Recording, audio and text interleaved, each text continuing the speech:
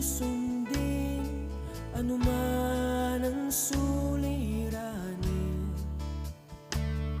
Lahat ay aking kakayanin, pagkat ikaw ay kapiling. Subukin man ng panahon, mananatili sa'yo, Panginoon.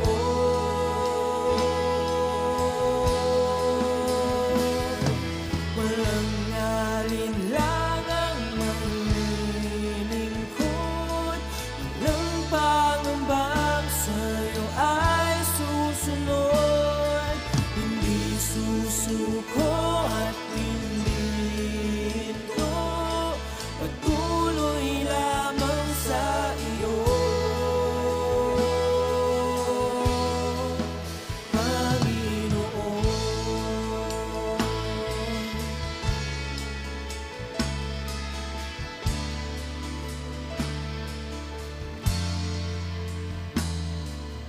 Ikaw ang aking paglilingkuran, kahit saan dalhin. Ikaw ay lagi kung susundin anuman ang suliranin. Lahat ay aking kakayanin, pagkat ikaw ay kapiling. Subukin man ng panahon, mananatili sa'yo, Panginoon.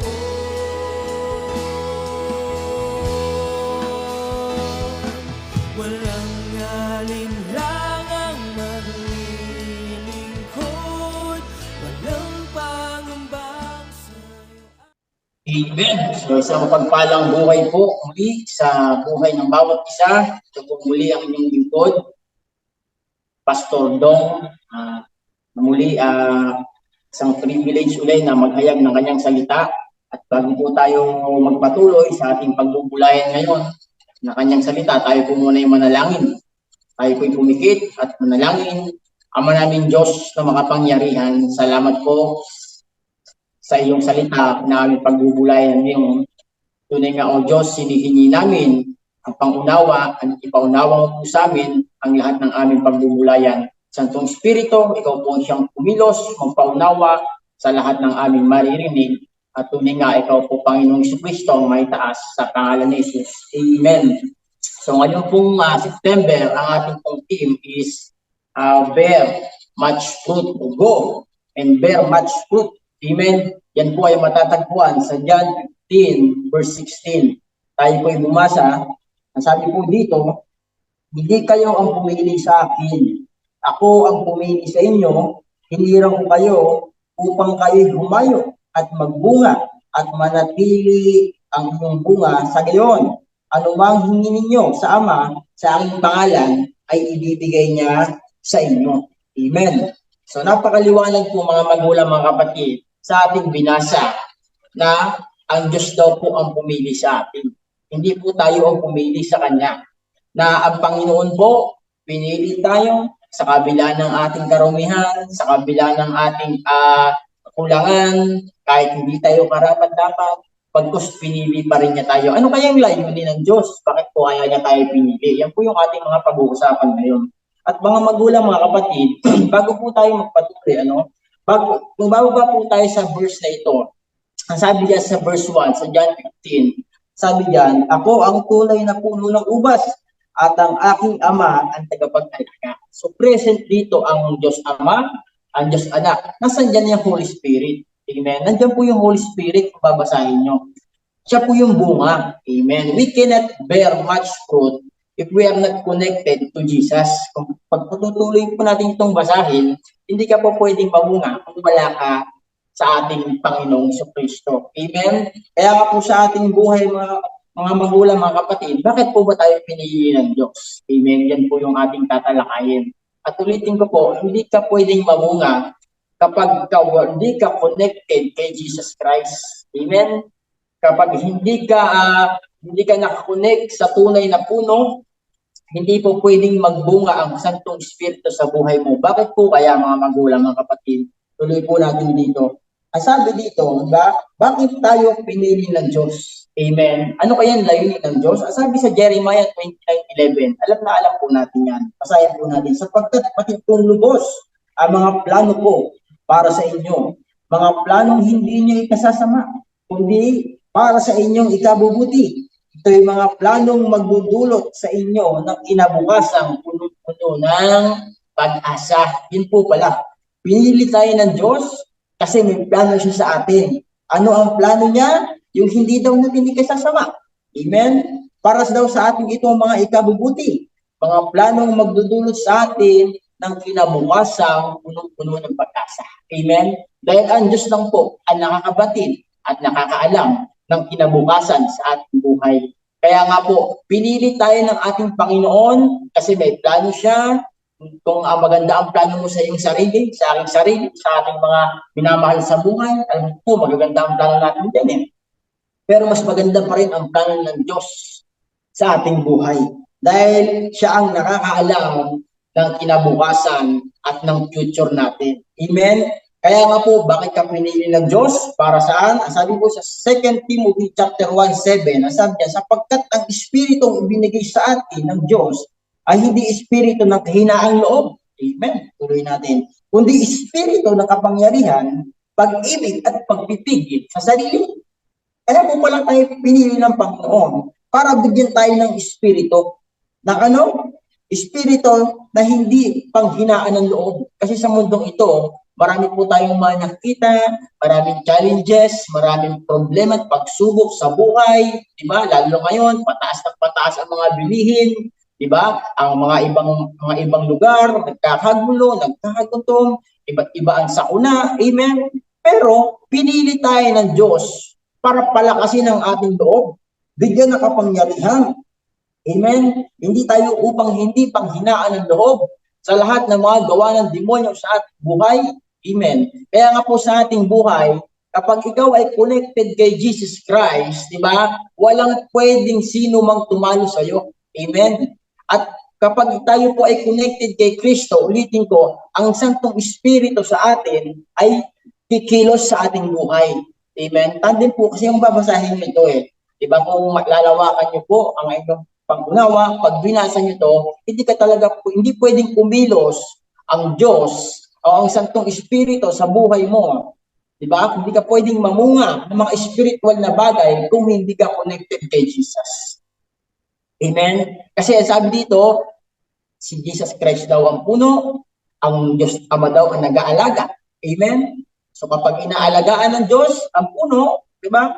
Paano kang makakapamunga? Dapat connected ka kay Jesus. Amen. Sa ating buhay, di ba, ma-identify mo kung siya ay may bunga. Amen. At kapag ka may bunga ay isang tao, siyempre alam naman po natin ang bunga ng Santong Espiritu. Nandiyan po yan sa Galatia chapter 5 verse 22, di ba? But the fruit of the Holy Spirit, di ba? Alam natin yan. Love, joy, peace, di ba? Self-control, kind, gentleness, goodness. Ayan po yung mga bunga na nasa atin. Alam niyo ba, mga magulang, mga kapatid, isang revelasyon na ibigay sa akin ng Panginoon. Sa ating puso kasi, yan po nananahan ng Diyos. Amen. Pag connected ka kay Jesus Christ, dapat si Jesus Christ ang laman ng iyong puso. Alam mo ba, mga magulang, mga kapatid, 9 fruit of the Holy Spirit yan. Amen. Sa puso ng tao, parang kasing meron diyang mga kwarto. Kaya nga pansin mo ang isang tao, kapag ka nagsisinungaling, nakapagtago na itatago niya sa kanyang puso. Amen? Kasi merong mga kwarto dyan. Kaya nga, dapat, yung puso mo, punong-puno yan, lahat ng kwarto dyan, lahat ng mga sulok-sulok dyan, dapat ang fruit of the Holy Spirit ang naririyan. Amen? Dahil kung minsan, may mga Kristiyano, bagamat Kristyan sila, binabaks nila ang Holy Spirit sa kanilang puso. Amen? Tuwing linggo lang. Pag tumataas na kamay, Lord, hallelujah, praise the Lord, Lunes hanggang Sabado, di ba? Lumalabas kaya ang fruit of the Holy Spirit sa kanilang mga buhay o sa ating mga buhay o tuwing linggo lang? Di ba? Minsan sa ating buhay, ang Espiritu Santo is nandun lang siya sa isang silid. Amen? Tuwing linggo mo lang minsan. Kaya minsan nalulungkot siya sa ating buhay. Nalulungkot siya. Kaya minsan hindi siya makikilos sa buhay natin. Tandaan natin kapatid, mas marami ang oras mo sa mundo. Tuwing linggo, 3 oras ka lang minsan nasa church, 4 na oras. Pero mas mataas at mas marami ang oras natin sa nilalagak natin sa mundo. Diba? Lunes hanggang Sabado, yan, nandiyan ka sa mundo. Diba? Yan dapat yung lumalabas yung fruit of the Holy Spirit mo. Yung fruit of the Holy Spirit, dapat lumalabas yan mula Lunes hanggang Sabado o tuwing linggo lang lumalabas. Amen? Kaya nga ang puso ng tao, minsan nakatago yan yung poon, yung galit, yung pride, yung hinanakit, yung jealousy. Amen? Diba? Kaya nga po kumisan, ang Holy Spirit, nababak siya. Gustong-gusto niyang kumilos. Kaya lang, sa bawat silid, sa siyam na yon, di ba? Minsan, ang Holy Spirit pinagsasama-sama sa isang silid. Isang napansin ko, pag pumunta ka ng palengke, di ba? Iba-iba po yung lagayan ng mangga, iba yung lagayan ng santol, iba yung lagayan ng ubas, iba yung lagayan ng saging, iba-iba po. Amen. Hindi sila pinagsasama-sama. Amen. Ganun din sa buhay natin, sa puso natin. Amen.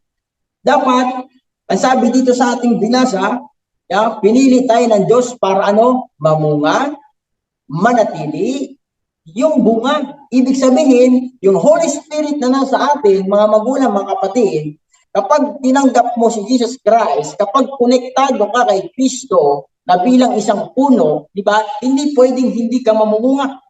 Amen? Hindi pwedeng hindi lalabas yung fruit of the Holy Spirit sa ating buhay. Amen? Kaya nga po napaka-importante na always connected ka kay Jesus. Saan man naroon ikaw, saan man tayo pumunta, ano man ang ating ginagawa, ano man ang ating isip, ano man ang sitwasyon sa ating buhay, dapat connected ka kay Jesus Christ. Dahil ang Holy Spirit, mga magulang, mga kapatid, kapag connected ka kay Jesus, sigurado yon ang fruit of the Holy Spirit, kusang lalabas sa iyo kapag may nangiinis sa iyo, di ba? Kapag mayroong nangaasar sa iyo, di ba? Hindi ka, ang lalabas sa bibig mo is fruit of the Holy Spirit.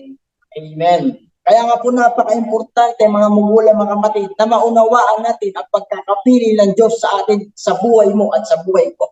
Amen. Ang pumili sa atin, hindi basta-basta. Amen. Ang pumili sa atin, may-ari ng langit at lupa, may-ari ng ginto't pilak, may-ari ng ating buhay. Kaya nga mga magulang, mga kapatid, huwag mong sayangin ang pagkakapili ng Diyos sa iyo at sa akin. Amen. Dahil we cannot bear much fruit kung hindi tayo connected kay Jesus Christ. Amen. At kapag connected ka kay Jesus Christ, alam niya ang plano niya sa ating buhay, sapagkat bibigyan niya tayo ng espiritu ng kalakasan ng loob, kapangyarihan, pag-ibig, pagpipigil sa sarili. Amen. Yan po yung fruit of the Holy Spirit. Amen. Kaya nga po, nung mabasa ko to, tatlo sila dito, Trinity, present. Amen. Sabi diyan sa una, ako ang tunay na puno ng ubas, sabi ni Kristo, at ang aking ama ang tagapag-alaga. Amen. So yung bunga, yun yung Holy Spirit. Amen. Tuloy natin. Diba? Para magbunga. Bakit ba tayo pinili ng Diyos? Siyempre, para magbunga. Amen. Hindi po yan mga magulang, mga kapatid. Kapag pinili ka ng Diyos, hindi pwedeng habang buhay na ikaw yung upo na lang. Amen. Kailangan talagang lumabas yung fruit mo. Mabubulok Tandaan niyo po, di ba? Kapag ang maraming bunga ang isang mangga, hindi ba dinidisplay sa labas? Binebenta. Sa atin, mga Kristiyano, spiritual aspect po kasi tayo. Ibig sabihin sa atin, pinamimigay. Amen. Lumalabas ka. Di ba? Ipinamimigay mo yung fruit of the Holy Spirit. Kaya nga sabi diyan, mamunga, manatili. Ibig sabihin, hindi lang dapat isa yung love mo. Hindi lang dapat isa yung self-control mo. Bakit? Para sa anak mo lang yun Para sa, kunyari, ang dami mong bunga, mga 5. 5 kayo sa pamilya mo. Itigi isang mahal mo yun. Kaya sabi yan sa Bible, dumadami dapat. Amen. Diba? Namumunga dapat ng marami para paglabas mo, makakabigay ka rin ng pag-ibig sa iyong kapwa na hindi ka mahal-mahal, mamamahal mo. Bakit? Sagana ka sa pag-ibig. Sagana po tayo sa pag-ibig. Amen? Paano ba tayo magbumunga? Una, kailangan mong makinig. Amen? Makinig saan? Siyempre sa salita ng Diyos. Sa mga lingkod ng Diyos. Sa mga leader ng Diyos. Sa mga tao na itinalaga ng Diyos sa buhay mo. Yan po tayo mamumunga. Pangalawa, obedience. Kailangan natin sumunod. Diba? Sabi sa Bible, 6 yan eh. Ang hindi natili sa akin, gaya ng sanga ay tinatapon, natutuyo, at ganoong kasanga ay tinatapon, inihagi sa apoy at nasusunod. Amen? So kapag connected ka kay Jesus Christ, dapat marunong kang makinig, marunong kang sumunod, at marunong kang mag-apply ng iyong mga napapakinggan at natututunan. Amen? Hindi, pag nakinig ka, okay lang, di ba? Wala ka nang ginawa. No. Pinili tayo ng Diyos, kapatid, wag mong basta-bastahin ang pagpili kasi masyado na siguro tayo na overwhelmed sa mundong ibabaw na ito. At sabi sa Bible, heaven and earth will pass away, but the word of God will still remain. Amen. Wag na tayong umayos, takbo ng mundo ito. Magbago na tayo daw sa ating pag-iisip para malaman natin kung anong kalooban ng Diyos. Diba? Kasi maraming tao po ngayon, di ba? Akala nila sa mundong ibabaw na ito, talagang secure na sila. No. Ang tunay na secure, yung nasa piling ka ng Diyos. Ang tunay na kapayapaan is yung konektado ka kay Jesus Christ. Hindi ka napuputol, di ba? Hindi ka puputulin, di ba? Hindi ka aalisin. Sabi sa ating pinasa, puputulin yung mga sangang hindi na mamunga. Kaya nga, sabi mo sa sarili mo, kailangan ko ng mamunga. Ilang taong ka ng Kristiyano, di ba? Ilang taong ka nang naglilingkod sa Panginoon, nahihiya ka pa rin bang mag-share ng word of God? Amen. Di ba? Napaparangalan mo ba ang Diyos sa pamamagitan ng paghahayag ng kanyang salita? O kung sino man yung kasama mo, naihahayag mo ba, naisingit mo ba ang Panginoon? Kung hindi, kapatid, nako. Di ba? Nasing yung bunga. Hanapin ni Lord yan eh. Yung bunga, di ba, may parabol ng Natal, binigyan ng 10, binigyan ng 5, binigyan ng 1. Amen. Di ba? At hindi naman talaga pare-parehas na binigyan ng pare-parehas na dami. Pero ang gusto ng Panginoon, yung buhay mo na yan ay binigay sa'yo ng Diyos, dapat dumami yan. Amen. Dahil pagdating ng Ama, pagdating ng Diyos, dapat sa'yo yan. Diba? Yung buhay mo na yan, ilan din ang buhay na iakay mo, diba? Tungo sa piling ng Diyos. Ito kasi minsan, pag sinabing fruit, diba? Yan yung bunga ng iyong pinagpaguran. Minsan, nagpapaparty pa tayo niyan eh, diba? Bilang pasasalamat. Diba? Minsan, pag marami kang ari-arian, na-appreciate mo, nag-i-invite ka, maghahanda ka kasi may bago kang ganyan, may bago kang ganyan. Nagdidiwang kumbaga. Alam niyo ba kung anong masarap magdiwang? Yung makapagdala ka ng kaluluwa sa piling ng Diyos. At ang sabi sa langit, ang sabi sa Bible, bilyon o libong anghel ang nagdidiwang sa langit. Yun ang masarap na gawing pagdiriwang. Yung mga nagdidiwang, yung mga anghel sa langit, kasi sa pamagitan ng buhay bilang pinili ng Diyos, meron kang nadala. Amen? Sa piling ng Panginoon. Tuloy natin. Una, para magbunga, kailangan natin ng makinig. Kailangan natin sumunod. At kailangan din naman ng application. Amen? Kailangan din naman ng gumawa. Amen? Ang pananampalatayang walang gawa ay patay. Mayroon kang Kristo, di ba? Minsan, hindi mo naman ginagawa yung patungkol kay Kristo.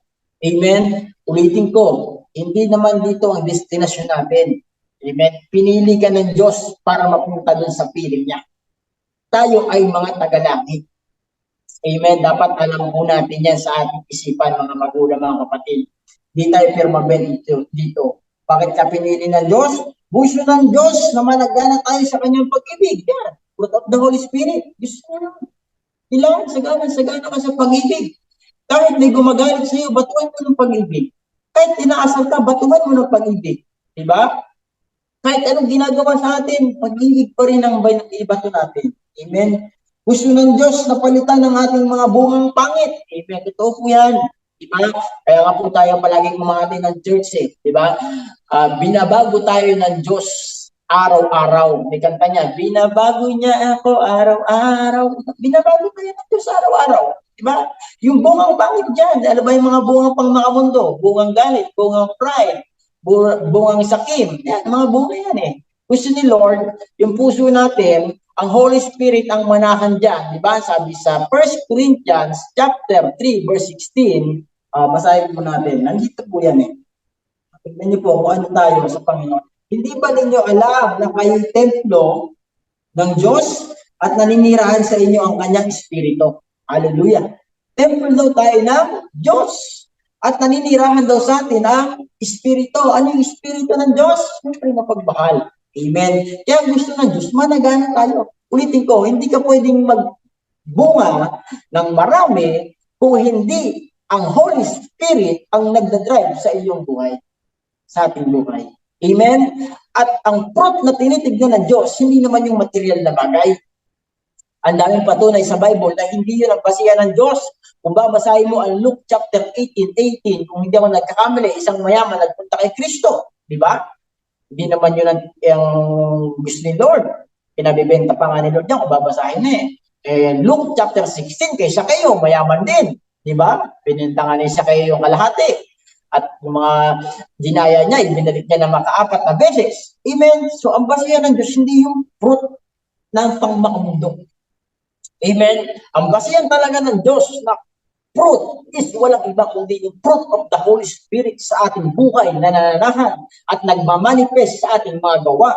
Amen? Kaya kailangan mga magulang, mga kapatid, mag-manifest siya sa ating mga gawa. Tuwing kailan mag-manifest yun, tuwing kailan mangyayari yun, tuwing may mga pagsubok sa iyong buhay. Diyan mo mapapatunayan na meron kang fruit of the Holy Spirit. Amen. Tuloy po natin. Pinili tayo ng Diyos upang gamitin. Yan. Hindi tayo basta-basta pinili ng Diyos para sa wala lang. Pinili tayo ng Diyos para gamitin niya dito sa lupa upang maganap natin ang kalooban ng Diyos dito sa lupa. Sabi nga sa Bible, di ba, mangyari nawa ang kalooban mo dito sa lupa katulad ng nandyan sa langit. Sinong gagawa ng katulad ng nasa langit? Sino ang extension ng Diyos? Yung mga taong pinili ng Diyos. Sino yun? Ikaw at ako yun. Amen. Nang extension tayo ng Diyos sa kingdom niya na maipadama natin. Kasi tayo nasa kingdom nila. Diba? Ano bang mission natin? Diba? To lift up the name of the Lord Jesus Christ. To preach the gospel of the kingdom to every nation. Diba? To proclaiming that He is the way, the truth, and the life. No one's come to the Father except by Jesus Christ. Amen? Pinili tayo ng Diyos, diba? Para gamitin niya. At kung hindi ang Diyos ang gagamit sa'yo, sino ang gagamit sa'yo? Amen. Kaya nga po mga magulang, mga kapatid, at kung hindi ka daw mamumunga, ang sabi sa Bible, it's better to cut at ipunin at sunugin. Amen. Hirap po yun, masusunog sa impyerno. Yun po yung katotohanan dito na sinasabi. Amen. Kaya nga po, ulitin ko, we cannot bear much fruit kung hindi ka connected kay Jesus. Amen? At pag connected ka kay Jesus, mananagana ka sa bunga ng Santong Espiritu. At take note kapatid, hindi lang yon. At ang kamay ng Diyos ang palaging mag-aalaga sa atin. Sabi niyo, verse 1, ang Diyos daw ang tagapag-alaga. Diba? Parang sa farm lang yan. Kapag sagana at hitik sa bunga ang mangga, diba? Ang nangangalaga nun, palaging nandun ang mata. Diba? Minsan, tinatakpan pa yung bunga. Diba? At ang kamay ng Diyos mismo ang mag-aalaga sa ating buhay, ang mag-aalaga sa ating puso. Amen. Kaya nga po, pag ang connected ka kay Jesus, may makapakinig ka ng salita ng Diyos, at ang Espiritu ng Diyos ang nandiyan sa puso mo, at sa lahat ng parte ng puso mo, sa bawat division dyan, ang naninirahan dyan, yung love, yung joy, yung peace, yung self-control, kapag yun ang nananahan dyan, kapag nakapakinig ka ng salita ng Diyos, ang lakas po ng tama nun, ang lakas ng impact nun. Kaya maraming Kristiyano, wala nang appetite, tinuro ni Bishop, wala nang appetite sa Word of God, wala nang revelasyon, wala nang kurot, wala nang dating, kasi yung Holy Spirit, nandun sa kanyang puso, nandun lang sa isang kwarto, pinagsama-sama. Tuwing linggo lang, ina-acknowledge. Hindi lang yun, talagang masarap po magpuri, puri-puri. Pero Lunes hanggang Sabado, kailangan natin i-evaluate ang ating sarili, ang ating puso sa harapan ng Diyos. Amen? Baka yung mga nakatago dyan sa puso mo, yan pa ang maging dahilan upang hindi ka mapabilang sa kaharian ng Diyos. Dahil ang tatak ng Diyos is ang banal na spirito. At kapag meron kang banal na spirito, kapatid, nananatili siya, sabi sa ating binasa. At hindi lang nananatili, dumadami, nagbubunga. Amen. Pinili tayo ng Diyos para ayusin, pinili tayo ng Diyos para buuhin, pinili tayo ng Diyos upang hindi palaging talunan, kundi palagi tayong nasa winning side. Kapag kasama mo si Kristo, kapag konektado ka kay Jesus, mga magulang, mga kapatid, walang pagsubok, walang challenges, walang problema na hindi kaya dahil ang lahat ng mga yun ay napagtagumpay yan na ng Diyos na pumili sa ating buhay. Amen. Praise the Lord. Kaya nga po, wag mong basta-bastahin ang pagpili ng Diyos sa buhay mo. Kailangan meron kang gawin. Kailangan makinig, kailangan sumunod, kailangan i-apply mo, kapatid. Dahil ang Holy Spirit, gustong-gusto niya ng kumilos. Kaya lang, ayaw mo eh. Ayaw mo. Ayaw mo bumulaw. 3 linggo lang. Amen. Ulitin ko, ang dami mo oras sa mundo. Diba? Ang ministeryo mo, yung iyong pinupuntahan. Kunyari sa trabaho, ministeryo mo yun. Amen. Dapat ibida mo si Jesus Christ. Ibida mo ang Diyos. Ibida mo ang Panginoong Jesucristo. Huwag mo palaging ibida yung i-flex yung mga material na bagay na kung saan nabubulok, umukupas. Tanong ko, kailan mo nabida si Kristo sa iyong buhay? Kailan mo si Kristo naihayag sa iyong mga nakakasalamuha? O palagi lang pag may bago yun ang sinasabi mo? Minsan, palagi lang kapag may mga achievement sa buhay, yun lang ang pinaparty mo.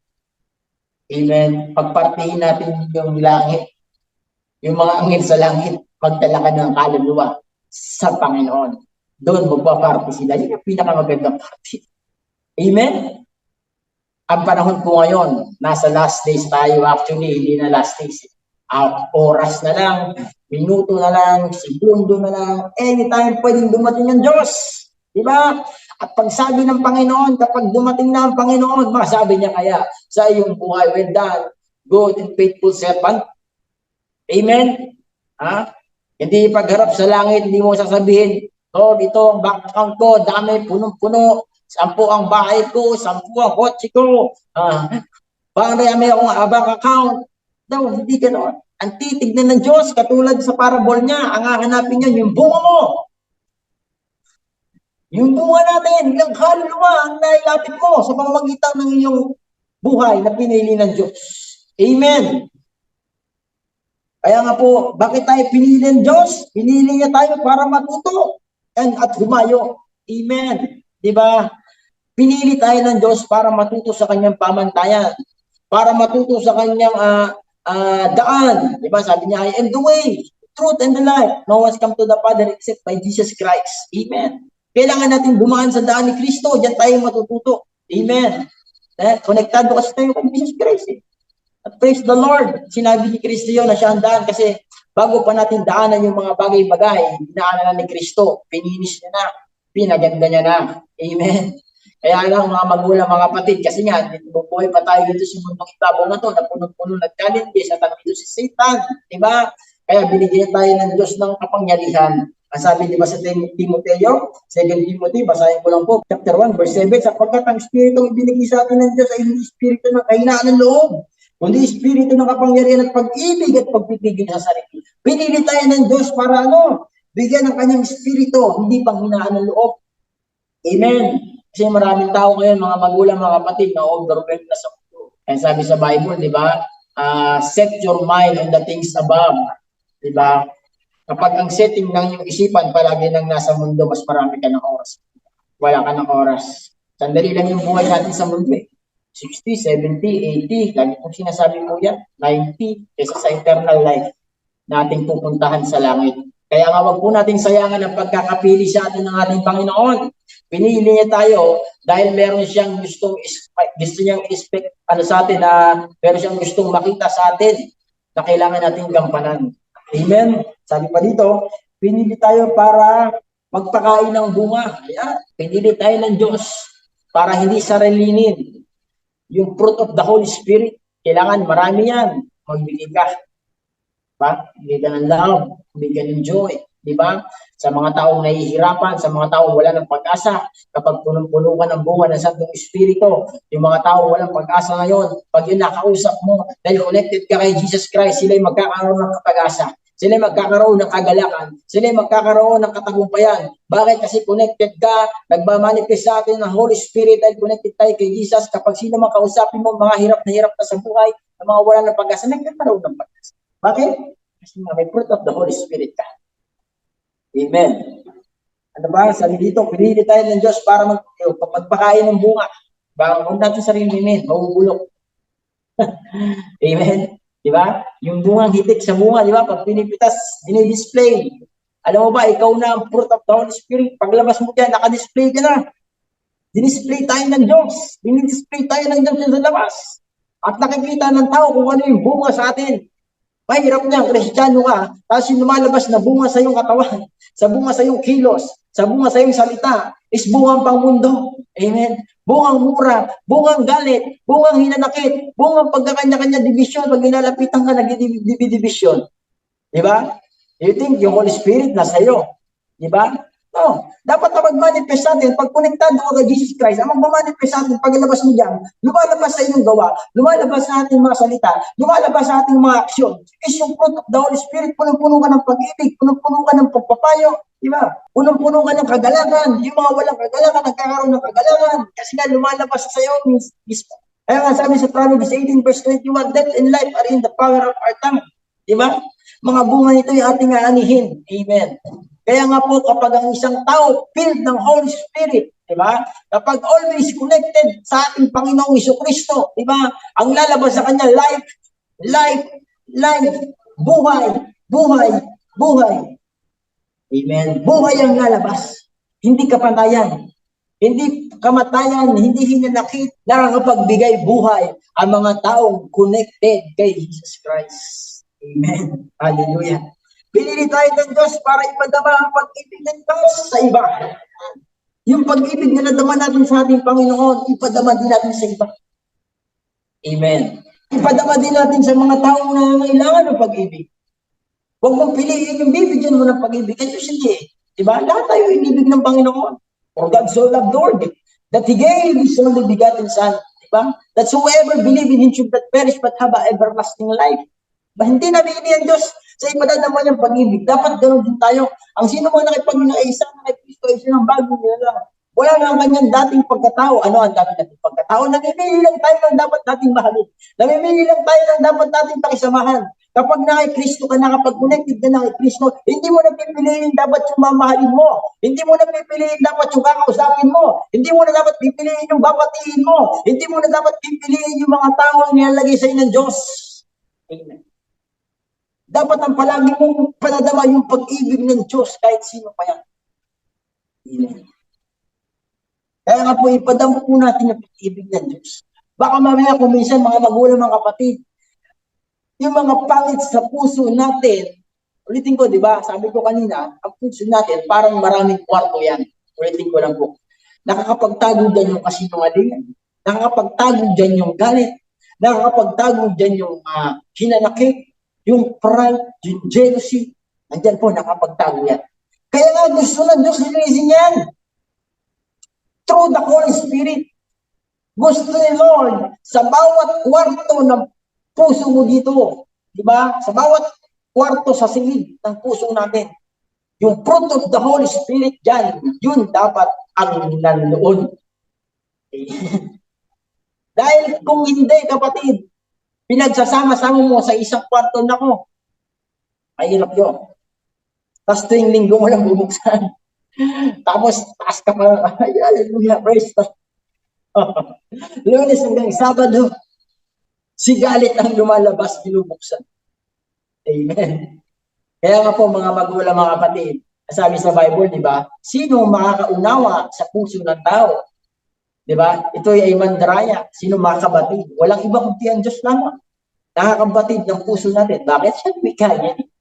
Hindi natin madadaya ang Diyos. Hindi natin madadaya ang ating Panginoong Jesucristo. Dahil alam niya kung ano ang laman ng ating puso. Amen? Kaya nga alam niya kung sino yung connected sa kanya.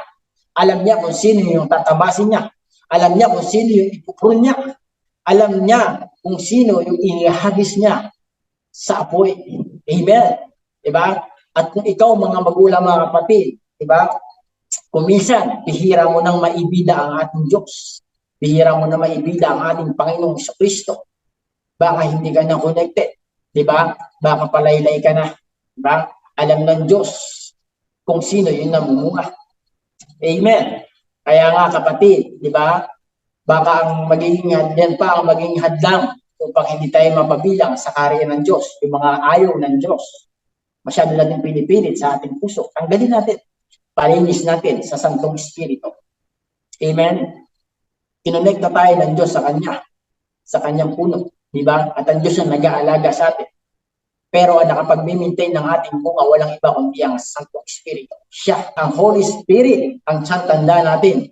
Ang Holy Spirit, ang siyang bunga natin. Kaya nga pinili tayo ng Diyos sa isang layunin. Diba? Mission natin. To preach Jesus. Tuloy po natin. Para manatili ang bunga. Yan. Pinili tayo ng Diyos para manatili, hindi mabawasan. Pinili ka ng Diyos. Nadala ka sa Jesus Spirit of Church. O kung saan ka man nabibilang na isang simbahan, pinili ka ng Diyos para lumago dyan. Pinili ka ng Diyos para magbunga dyan. Hindi mabawasan. Diba? Ang taong connected kay Jesus, ang taong in love kay Jesus, diba? Palaging ang gusto niya magparangalan si Jesus. Amen. Dahil ang Holy Spirit, ang gusto niya talaga magparangalan si Jesus. Diba? Dahil nagiging powerful ang word. Diba? Ang word si Jesus yan eh. Diba? Nagmamanifest ang word sa buhay ng tao kapag connected siya, mas lalo nagiging makapangyarihan siya, nagbubunga ng magandang resulta kapag connected ka, tapos yung Holy Spirit, kapag kapansin mo ang isang tao, pag nakikinig ng salita ng Diyos, kapag malakas ang tama sa kanyang puso, yung Holy Spirit ang kumikilos doon. Amen? Kaya maraming tao, hindi na nabibless sa Word of God. Bakit? Lalo na kapag katotohanan sa kanyang buhay. Parang akala niya, ako na naman ang pinapatamaan nito. Hindi ganoon ng Diyos. Amen. Minsan, yung mga masasakit na salita na galing sa Biblia, na galing sa Diyos, talagang inihahayag ng Diyos yun, pinupurun ka, pinatabasan ka, para mas lalo ka pang mamunga. Amen? Ayaw ng Diyos na tayo ay mawala. Gusto niya manatili tayo sa kanyang pag-ibig. Yun. Ayaw ng Diyos. Pinili tayo ng Diyos para manatili sa kanya. Amen? Hindi lumayo kasi ang totoong connected kay Jesus Christ, lumalago, hindi lumalayo. Amen, di ba? Ang totoong connected kay Jesus Christ, busy sa, marami kasi tao ngayon, busy sa likha, hindi busy sa lumikha. Dapat maging busy ka rin sa lumikha. Dapat mas marami ka ding ginagawa para sa lumikha. Huwag ka lang palaging busy sa mga nilikha. Hindi ka pinili para sa mga nilikha. Pinili tayo ng Panginoon, mga magulang, mga kapatid, para sa isang layunin. Ano yun? Na maraming tao ang makakilala sa ating Panginoong Kristo. Amen? Hindi ka pinili ng Diyos para istakan ng bunga. Amen? Hindi ka pinili ng Diyos. Hindi tayo pinili ng Diyos para ma-stack lang. Amen? Hindi tayo pinili ng Diyos para ma-stack lang dyan sa church.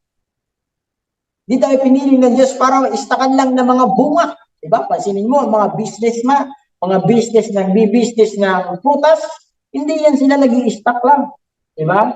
Binibenta nila yan. Di-display nila yan. Pinili ka ng Diyos para i-display. Pinili tayo ng Diyos para i-display. Ipatikim ang masarap ng bunga mo na matatamis, nakabalik-balik. Amen? Pinili tayo ng Diyos upang maging daluyan. Yan. Maging daluyan, hindi maging stackan. Ng ano? Ng bunga pa rin. Kasi ang ano natin ngayon, very much fruit eh. Diba? Kailangan natin mamunga ng maraming bunga. Hindi dapat tayo humihinto na namumunga na namumunga. Diba? Patagal na patagal, parami ang bunga mo. Dahil ang sabi, diba? Ang punong hitik sa bunga ay binabato. Kaya huwag kang magtaka dahil sa bunga mo, marami kang ginagawa para sa Panginoon at maraming bumabato sa iyo. Ibig sabihin, nagbubunga. Amen. Huwag mong sisihin si brother, huwag mong sisihin si sister kung bakit maraming problema. Isang katangian lang yan na ikay namunga. Di ba? Lawakan mo ang pangunawa mo. Di ba? Kapag may Holy Spirit ka sa iyong buhay, alam mo na ikay namumunga, kaya maraming problema at maraming pagsubok na mararating sa ating buhay kasi nga namumunga tayo. Amen. Kasi maraming taong mga magulang kapatid, di ba?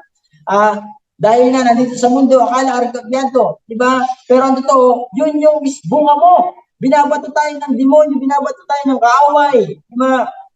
Para mawala sa linyada ng paglilikod. Amen. Ulitin ko, hindi ka pinili ng Diyos para istakan ng bunga. Kailangan mo din magbigay ng bunga.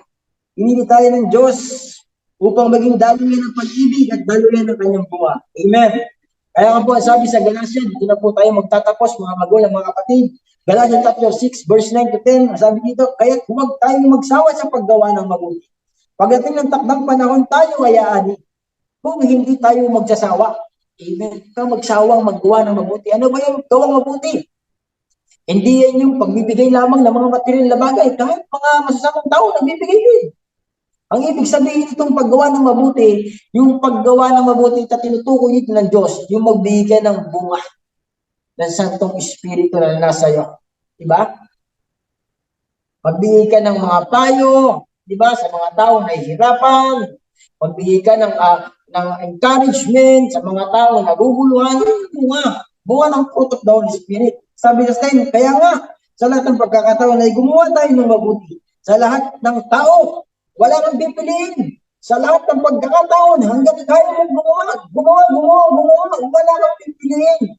Diba? Sabi sa Bible, kung may pumasok sa simbahan na isang parang butas-butas ang damit, hindi mo in-entertain, hinayaan mo na lang doon, tapos may pumasok na maraming hikaw, mga ginto, mga nakasuot ng magselas, nakasuot ng mga at yun ang iyong inakay, pinaupo mo sa harap.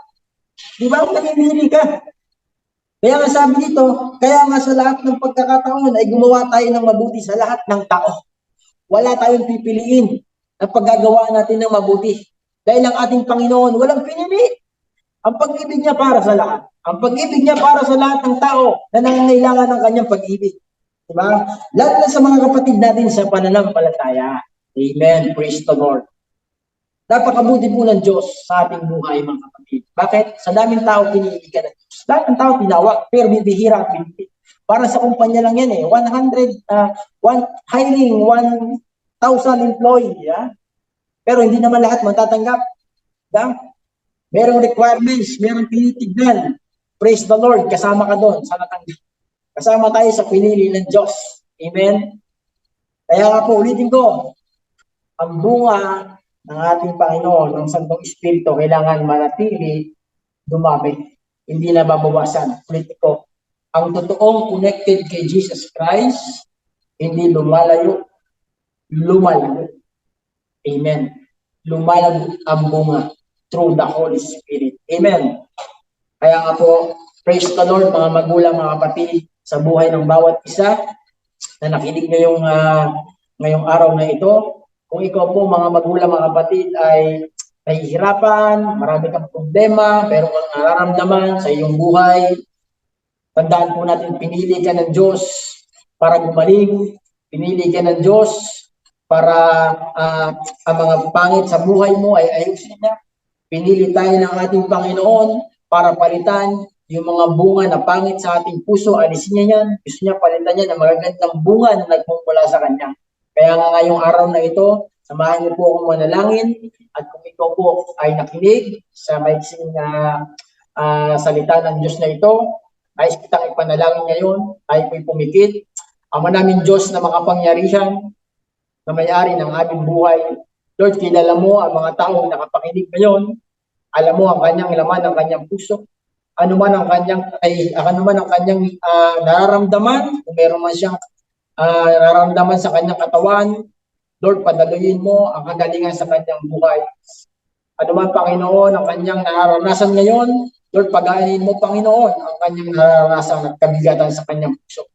Lord, salamat ng marami, Panginoon, sapagkat kami pinili mo upang maging matagumpay na lumalakad sa mundong ibabaw na ito. Kami, Panginoon, ay pinili mo upang mamunga at manatili ang bunga, at kami pinili mo, O God, upang lumago at managana sa bunga ng Santong Espiritu. Salamat ng marami.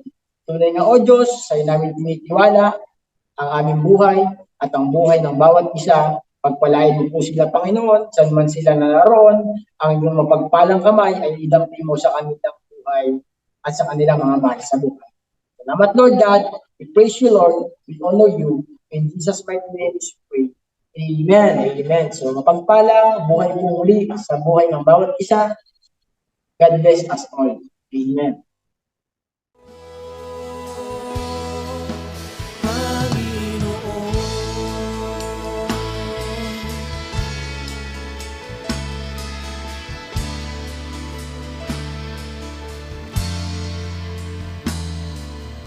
Ikaw ang aking paglilingkuran, kahit saan dalhin.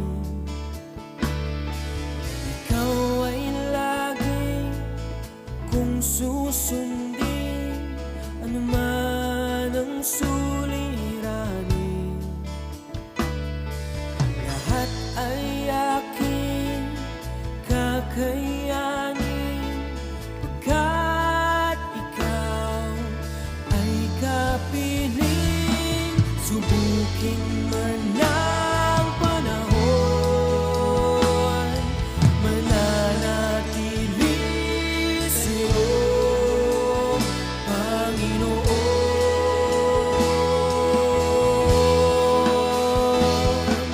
Walang alinlangang maglilingkod, walang pangambang sa'yo ay susunod, hindi susuko